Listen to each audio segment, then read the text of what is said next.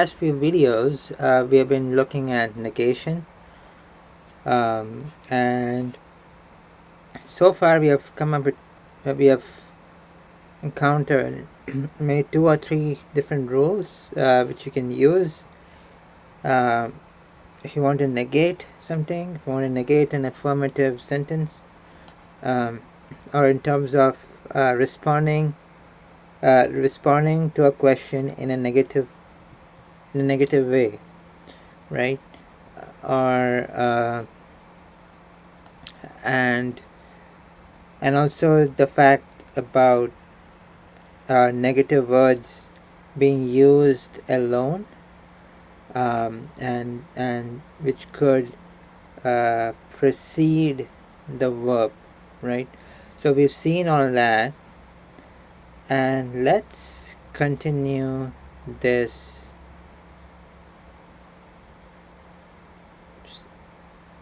Alright, so let's move along here. So the negative words can also be used with the word no following the verb. So note that unlike in English, double negatives are acceptable in Spanish. So we talked about double negatives earlier on the section, right? In terms of responding to a question in a negative way. So basically, we could it's acceptable to use double negatives. So no habla nadie, nobody speaks, and this is again this is more like a statement. What you saw before was basically in terms of responding to a question in a negative way, but here we're talking about statements and using double negative in a statement. So in this case we're talking about no habla nadie, and notice that we have no twice, no and nadie. Nadie also means the same thing. No, nobody, no one, right?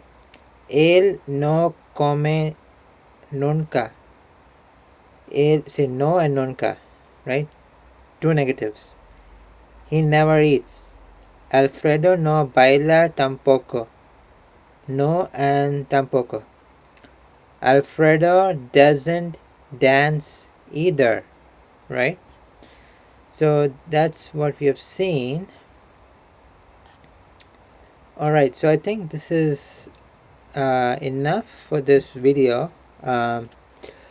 And just to summarize, this is talking about statements where you're making a negation and we're doing it twice, right? To and unlike in English, Spanish double negatives are perfectly acceptable, and like we've seen with 3 of these examples here, right? We're using no, nunca, nadie, right? So so yeah, and as we move along in this section and even in this playlist, I will be adding these points in the description of the video. Alright, so you can take a look, and this will be basically summarizing whatever we have seen in the past few videos.